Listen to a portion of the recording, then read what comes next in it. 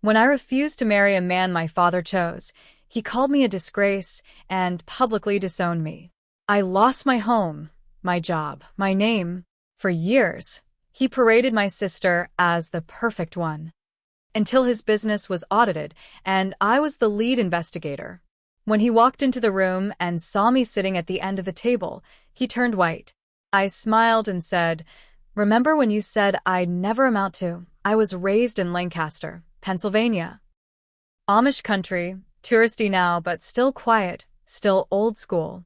My father, Stephen Hawthorne, ran a logistics company that grew into a whole group of businesses. Hawthorne Logistics Group. He liked to say he came from nothing. Dirt floor house. No college. Everything I built with my own 2 hands. He said that so often it stopped meaning anything. We lived in a big colonial-style house outside of town. 3-car garage, manicured lawn, marble kitchen. But there was no warmth inside. My mom died of breast cancer when I was 17. After that, my father hardened even more. Every decision became his, every opinion a lecture. He didn't ask, he told. I was the firstborn, his legacy, or so I thought. He said I'd take over the company someday, but only if I followed his path. He sent me to Temple University, told me to major in business administration. I wanted to study law, maybe psychology, but he said that was a waste of time. I graduated, came back home, and started working in HR for one of his smaller companies. I didn't complain. I thought I'd prove myself. My younger sister Mallory, 2 years younger, was the opposite. She played the game. She always wore what he liked, said what he wanted to hear. He called her my little princess. Me? I was the serious one, which really meant the one who challenged him. When I turned 27, he set up a dinner. Just him, me, and a man named Alan Burke. Alan was 42, freshly divorced, ran a fleet maintenance business that partnered with my dad's. I knew what this was. A setup. Alan barely looked at me. He talked like I was a checklist: education, family background, kids, future plans. After dinner, my dad was beaming. He said Alan was a solid man who understood business and how to keep a household in order. That phrase stuck with me, keep a household in order. I told him flat out I wasn't interested. He didn't yell then. He just went quiet. 3 days later, he called a family meeting. We hadn't had one in years. I came home thinking maybe he wanted to apologize or talk.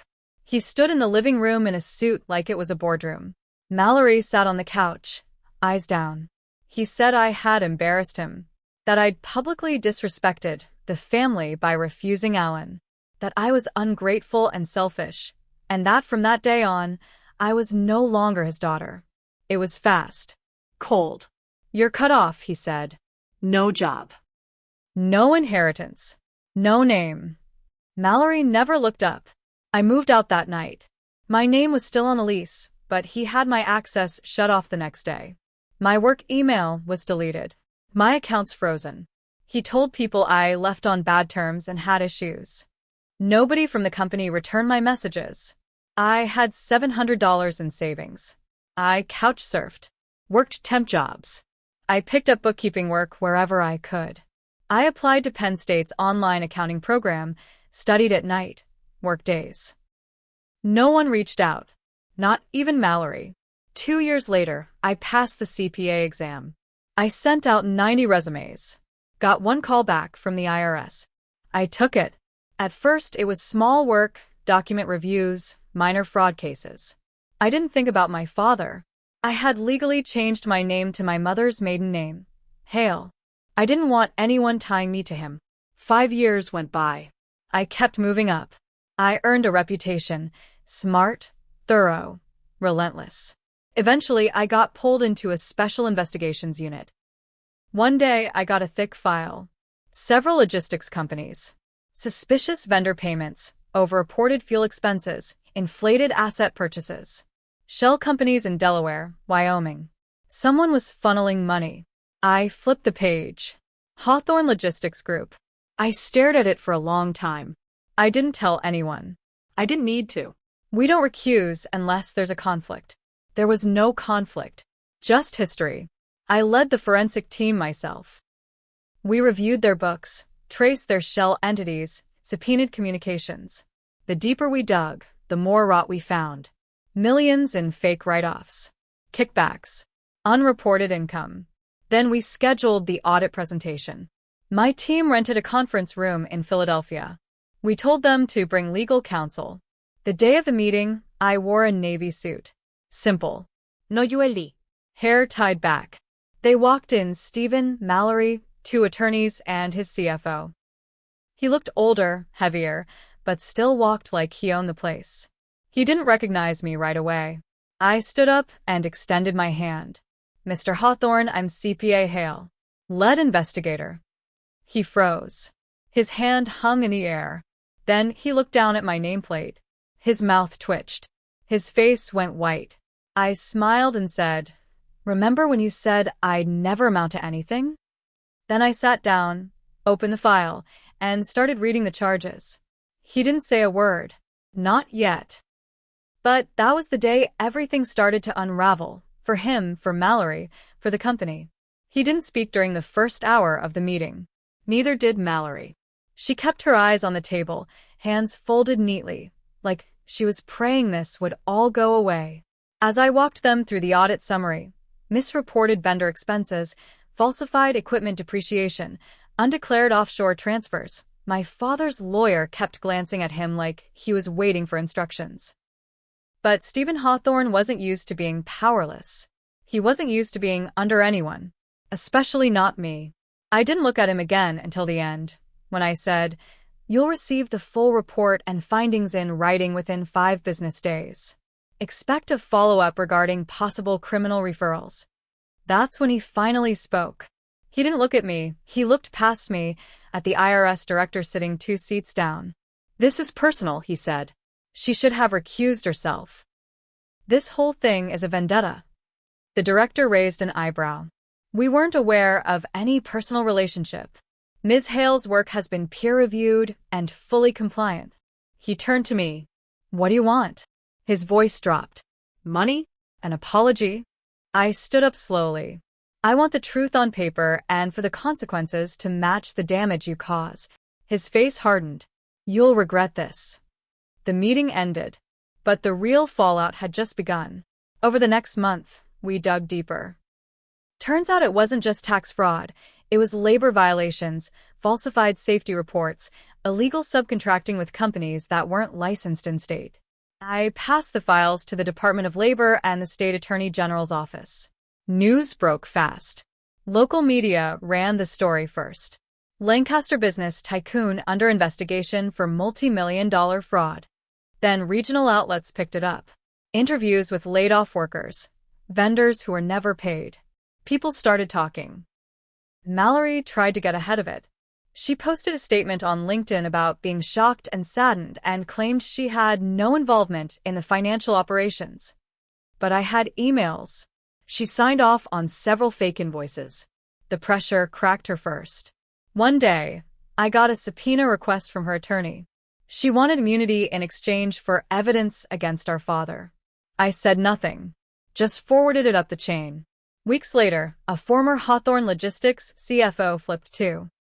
Said Stephen had been running the scheme for over a decade.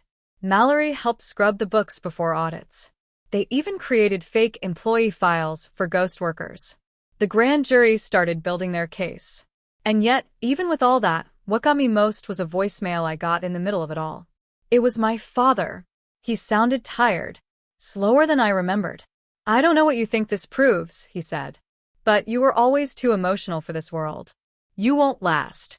People like you. People who hold grudges, you burn out." He paused, then added, "You're still nothing without my name." I saved the message. Because even with his empire collapsing, he couldn't admit what he did. He couldn't say sorry. He couldn't even call me by my name. But I still wasn't done. The IRS wasn't the only agency with questions.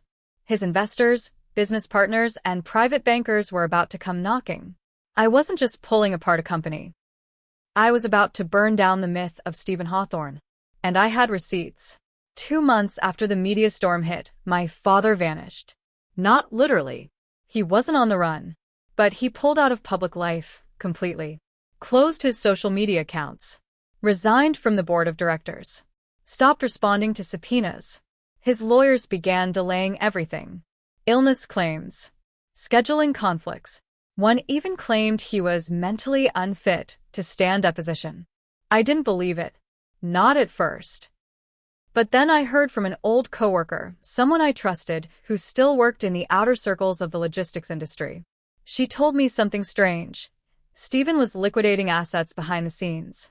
Quietly selling properties, moving money through trusts, even transferring power of attorney to someone named Rachel Avery, a name I'd never heard before. I ran the name. She was a financial advisor in her early 30s, based in Maryland. But that wasn't all. She was also his fiancée. I stared at her photo for a long time. Long blonde hair. Polished, soft-spoken in her interviews. Not unlike Mallory. She was listed as co-owner on a newly purchased home in Annapolis, a waterfront property under an LLC. Same LLC receiving funds from the Hawthorne Group in the months before the audit began. He was hiding money. Starting over.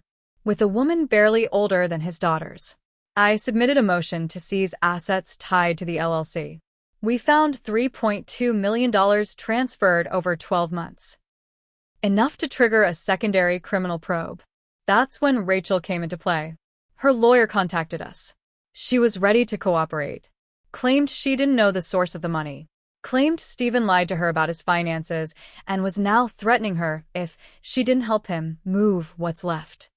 Her testimony was detailed. Wire transfer patterns, private meetings, fake loan agreements. But she asked for one thing, anonymity. She was afraid of what he'd do if she went public. I agreed for now. But the revelations didn't stop there. Rachel also said Stephen kept documents, real ones, in a locked safe at the old family estate in Lancaster. Documents that proved he paid off government inspectors. Bribed a judge during a zoning lawsuit back in 2013.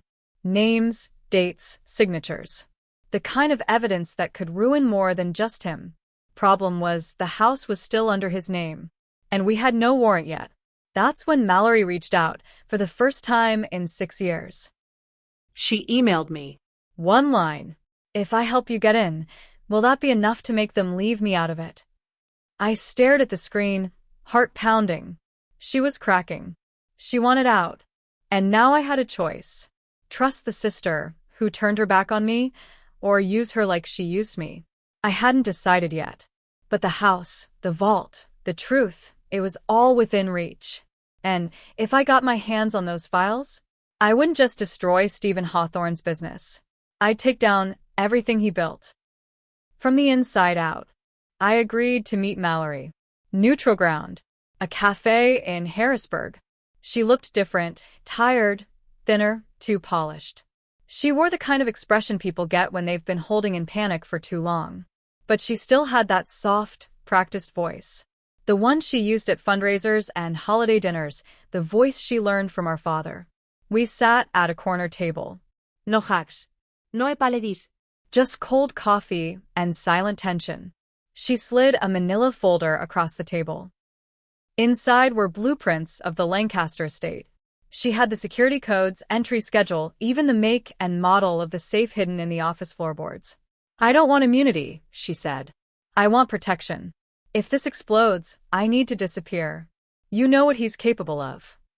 I said nothing, just nodded. She stood up before I could say anything else. He told me once, you and your sister are tools. One of you breaks, the other replaces it. I thought I was the chosen one. But I was just the quieter one. 3 days later, we served a search warrant on the Lancaster property. The safe was there, just like she said. Inside, ledgers, payment schedules, wiring instructions, old checkbooks with judges' names scribbled in memo lines. One folder was labeled, WAR, Private. We didn't know what that meant until we opened it. It stood for offshore routing.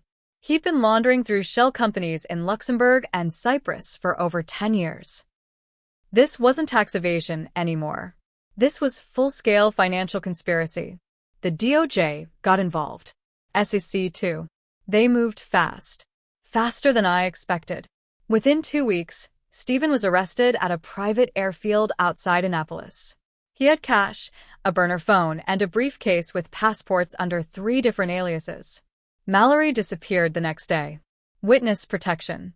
I don't know where they sent her. She never reached out again. Rachel Avery? She moved to Denver, started a nonprofit for women in financial abuse situations. I sometimes check the 501c3 filings just to see if she's still above board. She is. And me? It didn't feel like victory. Not at first. I watched my father's trial from the back row. Anonymous, silent. The courtroom smelled like old paper and coffee. He refused to look at me. But when they read the verdict, guilty on 14 counts of fraud, conspiracy, obstruction, I felt my hands stop shaking. He was sentenced to 18 years. No parole for the first 12. The judge called it an egregious abuse of trust, family, and financial responsibility. His name was stripped from buildings. His businesses seized. His empire turned to dust. No one calls me Hawthorne anymore. People ask me how it felt, ruining the man who ruined me. And the truth is, it didn't feel like revenge. It felt like correction. He broke me, tried to erase me, and in the end, I erased him. With the truth. With the facts. With the name he said would never matter. Hale. My mother's name. The only name I ever needed.